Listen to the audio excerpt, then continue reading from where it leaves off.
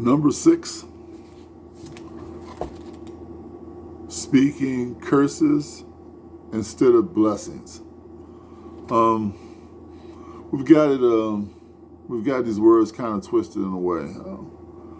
Cursing now is you give an example. You say somebody's bowling, they accidentally drop that heavy bowling ball on their toe, and they're cursing and cursing up a storm because their foot is in such pain and anguish, so they cursing. You know what I'm saying? But this cursing, speaking curses instead of blessings, is way more serious. You know, it's way more serious. Just like before, just like the word that somebody say, damn this, damn that. Somebody use an abbreviation of damn. But damn is an old King James word. It also is the root of the word damnation, in terms that describes a horrible state of someone being assigned to eternal punishment and never-ending separation from God. In other words, hell. So a lot of words have been abbreviated, and people say these things, and because they hear it before and see someone's reaction to it, they just say it not understanding that it has a deeper meaning to it. Paul referred to this speaking cursings and words of that nature as this. You say, throats that are an open tomb. In other words, they are filled with death and decay. Tongues that have practiced deceit. In other words, they are skilled in lying. Lips with the poison under them. In other words, they conceal snake venom. Mouths that are full of cursing and bitterness. Well, this clearly is something that you don't want to involve. Clearly something, a sign of sick tongue. When everything that comes out of you is some kind of cursing, some kind of horrible thing other than the blessings. You know, it's hard for somebody to say, well, God bless you. Hard for them to say, well, hope you have a wonderful day. Looking nice today.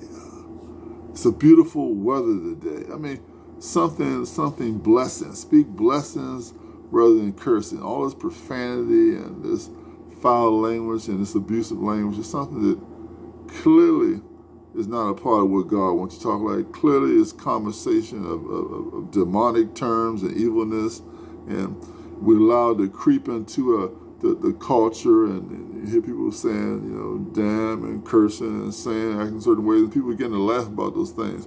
But you speak things into existence. You speak things sometimes when you don't know what you're talking about. You're saying things that are affecting you internally. You know, as an example of something in the Bible when Christ was hungry and he was coming across the field and he encountered a fig tree. It was during season, so the fig tree should have been full of figs. It should have been something to satisfy his hunger, but it was not. So Jesus answered and said, to the fig tree, what good, what use is this fig tree to be here? You know, it shouldn't be. What use is it if it's not bearing fruit? The next day, when the disciples came by that same tree had withered from the roots up.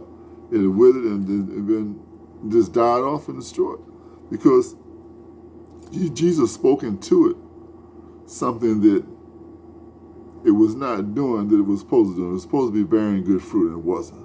So when Christ spoke into it, destroyed the tree. The tree died from the roots up. Same thing when we speak words into people. You want to speak positive words. You want to speak words that's nurturing. You want to speak words that are going to bring edification. You don't want to be a person that's cuss this, cuss that, cave mouth. Every word is profanity. Everything is disgusting. Everything is horrible coming out of your mouth. Who even wants to hear that mess? I mean, I don't want to hear it. So look, stay black in America. Stay black in this great country, America. And if you're around those big cussing mouths, move away from them. Don't let it become a part of your vocabulary, because a lot of times you're around people who do things, you start doing the same mess, subconsciously or unsubconsciously. So it's best to rid yourself of these kind of things and rid yourself of people who practice these kind of things, so these things do not become a part of your nature. Very important, very important. Look, stay black in America. Subscribe to my channel. Until next time. Bye.